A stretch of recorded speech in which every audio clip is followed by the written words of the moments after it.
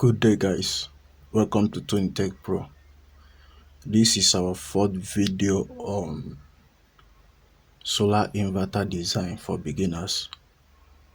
So in our last video, I showed you guys how to select a proper transistor for our inverter design.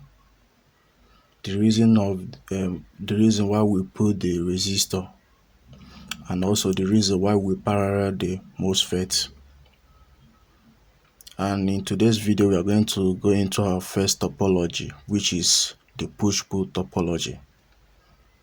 So this is a little bit progress to our first inverter design. So our first inverter design will be push-pull topology, which is the first topology that we are going to do. So before we go into what is push-pull, let me show you what we mean by push-pull.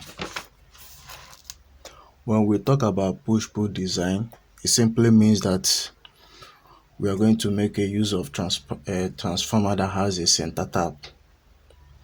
So whenever you are designing any push-pull, it means that you are going to make use of a center tap transformer. So that is what we are going to make use of today. So this is a center tap transformer. Likewise, the time I taught you guys about transformer, I showed you that we have two types of transformer: the full coil transformer and the center tap transformer, which some people call the full coil transformer a full bridge, because of we eliminated this center tap here. So but in a push-pull, this is the transformer that you need in order to build a push-pull inverter. So this center tap transformer will divide the voltage. For example, let's assume we are using this transformer for a step down. So if we apply 220 volts in this side as our input, we are going to, if we take our multimeter from here to here, we are going to get 12 volts, which is the full winding of this. But if we are to divide the voltage that we are getting from this side, that means we will take our reading from this center, which is the 0 volt. So from this center to this place, we are going to get 6 volts if we are going to divide the voltage. Likewise, if we take the reading from here to here, we are going to get 6 volts. So if we want 12 volts, that means we are going to take the full reading of this, which will give us 12 volts. And let's assume this center tap transformer is a 12 volt system, which is 24, which if we take the reading from here, to here, assuming this is a 24 volt system, which the voltage will be divided into 2. So if we take the reading from here to here, we'll get 12 volts. Likewise, from here to here, 12 volts. So if we take the reading from the full winding, we get 24 volts. So hope you guys understand this analysis about this center tap transformer. So what important role do this center tap transformer play in designing an inverter? If you look at this design now, you will see that it's quite different from the illustration that I showed you, how DC is being converted into AC. For those of you that don't know what I'm talking about, I'm going to show you that in a few minutes. Wait, I'm coming. Just look at this design here. This was the diagram that I used to explain how the DC, the battery, is being converted into the AC, the mechanism, with the help of this switch. Now if you look at this diagram, this is what we call H bridge, because it looks something like H. You see, just like this, like this, like this, like this. This is the symbol of H. like this. This is a symbol of H. So this is what we call H bridge configuration.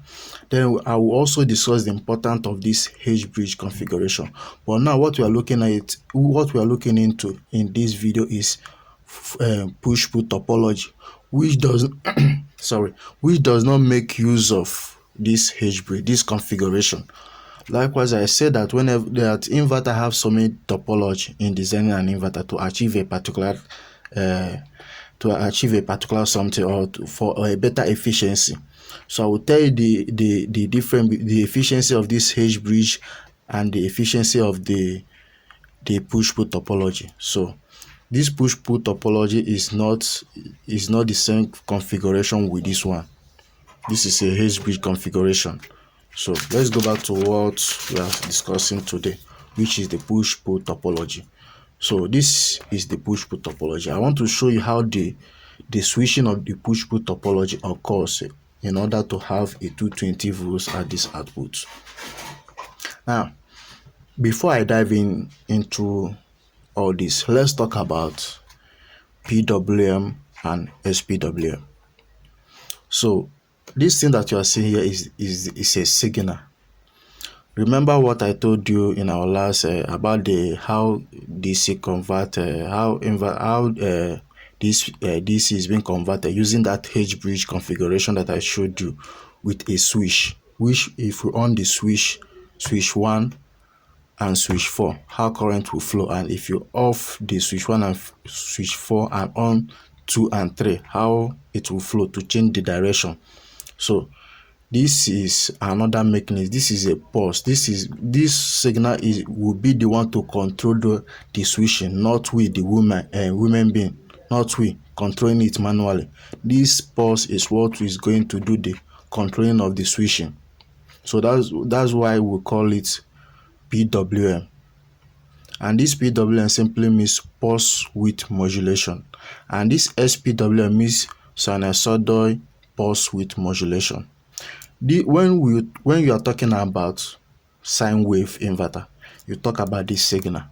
But whenever you are talking about square wave modify wave, you talk about PWM. So this is pulse width modulation. So this is a pulse. Like you can see, this is a pulse, which is this P. The width is the width of this pulse. And the modulation means that we can adjust the width of the pulse. We can adjust it to any length, which is the duty cycle. We can stretch this signal. We can also compile it. That is what we mean by modulation. Likewise, this SPWM. This S means the sinusoidal, the signal that we create in order to achieve a sine wave. But this is not what we are talking about. We are not talking about SPWM. We are talking about PWM because our first design is square wave. Then after square wave, we move into sine modify wave, and I will also show you how to achieve all those waves. So look at this switching must be opposite to each other. Like I said, if you look at when I was talking about signal, I showed you whenever you see this, that means it's off, which is logic 0. That means whenever you see this signal, that means this signal at the beginning of this signal is off, while the signal B is on. Because if you look, they are opposite to each other. The two of them cannot on at the center. If not, we have a problem with the switching, and it will cause this MOSFET to burn. So the switching of these two sides must be opposite to each other. So before I come back to here, let me show you how it works. For example, this is a push-pull, and it makes use of center tap, which means if you apply 12 volt system here, 12 volt DC, the positive of our battery will go to this center, the center of the transformer, of the secondary transformer. Our positive will go to the center of this secondary transformer, while our negative will connect to the source of these two side switching. So let me show you how this, and I also told you guys that for a transformer to step up a voltage or to step down a voltage, it needs an alternative current, something that changes in order to, once it senses a changing in magnetic field, it will induce a voltage if we are stepping up. Then if we are stepping down, it also need a changing magnetic flux in order to step down the voltage, depending on the winding that we did on the transformer.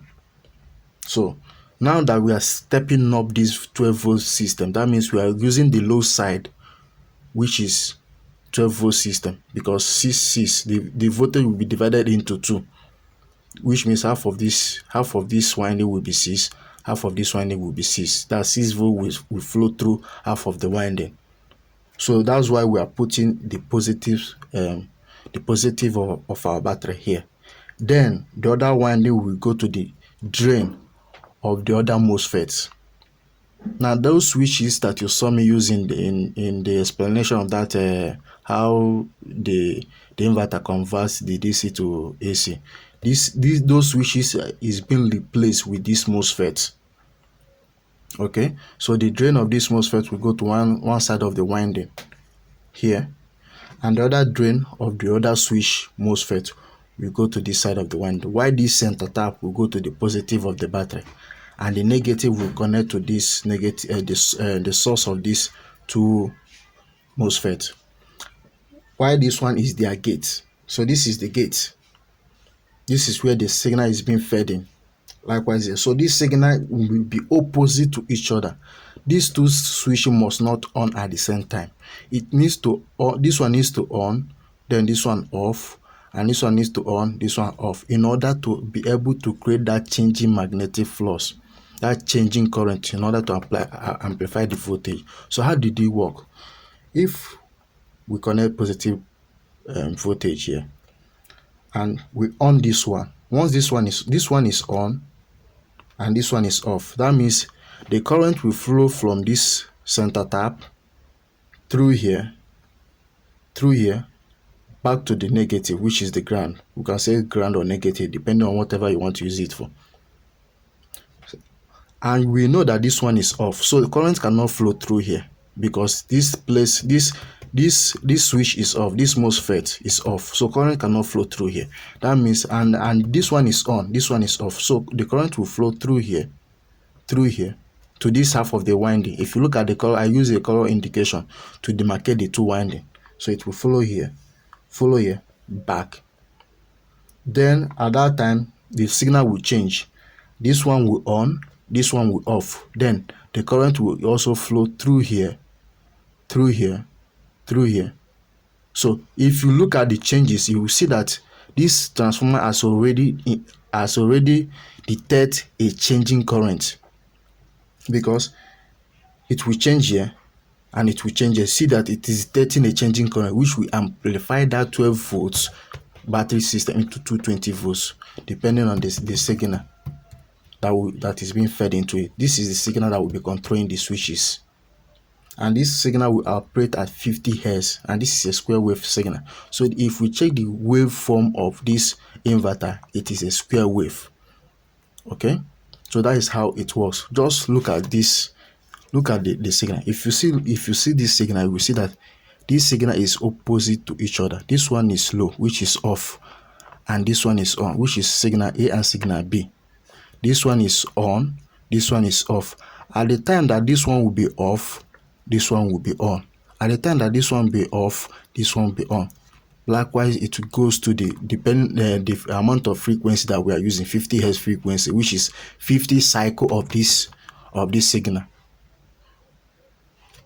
So that is how the push-pull inverter works. So now I will in our next video we are going to talk. I will list the two IC that we used in order to generate this signal, this square wave signal. Show you the calculation, show you the formula, how to generate, how to achieve your frequency, how to adjust the duty cycle. I will show you the two popular IC used in generating this signal that will control these switches. That will be in our next video. So I hope you guys understand how this push-pull topology works and how we can use it to achieve in order to get a 220 volts output AC at the output transformer here. So if you have any question, make sure you leave it down in the comment section below, and also make sure you share this video, like and subscribe to our YouTube channel. Thank you guys for watching. See you in our next video. Thanks.